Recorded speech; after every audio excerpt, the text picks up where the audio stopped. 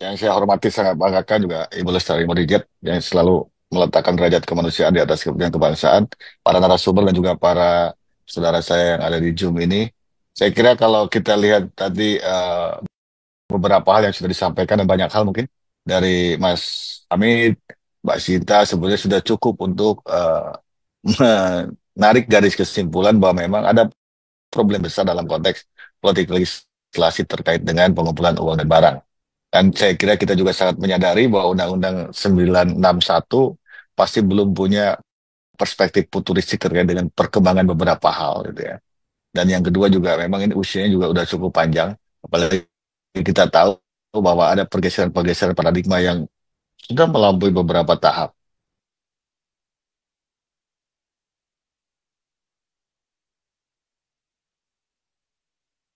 Dan sudah banyak terjadi perubahan-perubahan.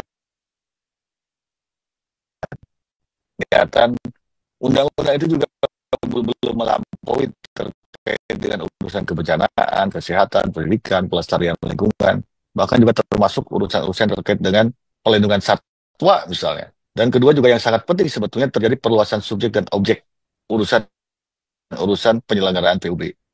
Apalagi sekarang kita tahu bahwa kita menggunakan apa platform digital, teknologi digital gitu ya. Yang ini yang tentunya sebelumnya belum terpikirkan pada saat perumusan undang-undang itu.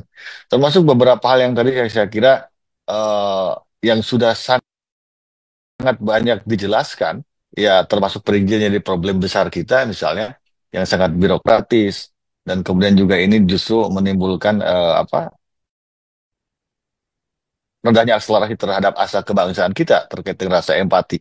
Apalagi perspektif filosofis kebangsaan kita bahwa budaya gotong royong, empati, dan kemudian juga meletakkan hak kepemilikan individu di dalamnya ada fungsi sosial ini juga yang menstimulan bahwa kita harus membantu sesama itu ya. Dan ini yang harus segera dijadikan sebagai sebuah dasar. Izin yang cukup lama, mengurus izin belum selesai, penjaranya sudah berakhir misalnya. Kan ini cukup menarik. Padahal skema perizinan sekarang misalnya kalau kita melihat dalam beberapa regulasi itu ada yang pertama adalah percepatan perizinan, maka kemudian ada yang dimaksud dengan positif misalnya. Perizinan itu ya paling lama 14 hari misalnya atau 7 hari juga di beberapa aturan. Kalau izinnya belum keluar maka harus ditafsir dianggap sudah keluar gitu ya. Apalagi Undang-Undang Cipta Kerja sekarang tidak lagi memerlukan penetapan penetapan oleh lembaga peradilan karena sistemnya digital sepanjang lengkap dan benar, maksudnya itu kalau belum keluar dianggap sudah keluar gitu. Ini yang saya kira akselerasi-akselerasi ini yang sudah harus diintegrasikan. Eh, Apalagi kalau kita melihat misalnya problem-problem besar yang tadi misalnya ada zonase, kalau ada bencana di kabupaten ini ya di kabupaten itulah yang boleh mengumpulkan apa dana misalnya. Ya ini juga akan menghambat filantropis ya. Termasuk objek ya, tidak hanya uang dan barang dan jasa juga termasuk relawan, juga termasuk mungkin bentuk-bentuk lain saham misalnya. Ini yang juga harus segera dibuka ruang itu sehingga ini tidak memperlambat proses apa melahirkan asa kebangsaan yang lebih kuat terkait dengan rasa empati ya.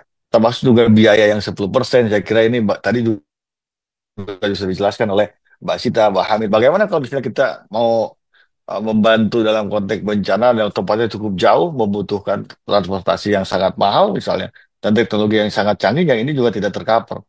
Yang implikasinya kemudian merugikan kepada para teman-teman ya filantropis itu yang punya kepedulian cukup tinggi, empati kebangsaan, karena memang tadi saya katakan bahwa Republik ini di awal sejak merdeka selalu mengatakan aspek-aspek kemanusiaan.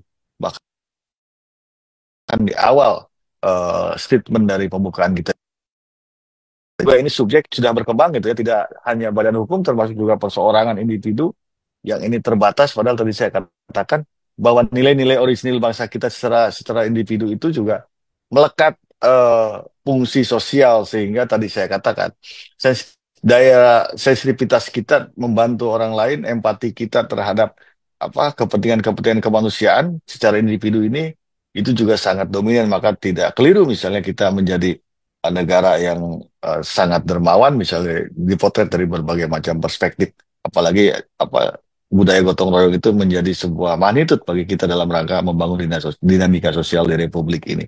Maka menurut saya yang paling penting Mbak Bimbi, beberapa materi yang sudah disampaikan hasil kajian ilmiah maupun telahan faktual yang dialami oleh kawan-kawan semua di filantropis, ini saya kira sudah cukup untuk dirumuskan sebagai sebuah gagasan dalam rangka mengusung perubahan terhadap undang-undang apa uang dan barang. Dan saya kira tadi saya hanya saya tertarik menyetir dari Mbak Sinta tadi, berbuat baik aja ternyata susah. Memang di Republik ini ada problem besar.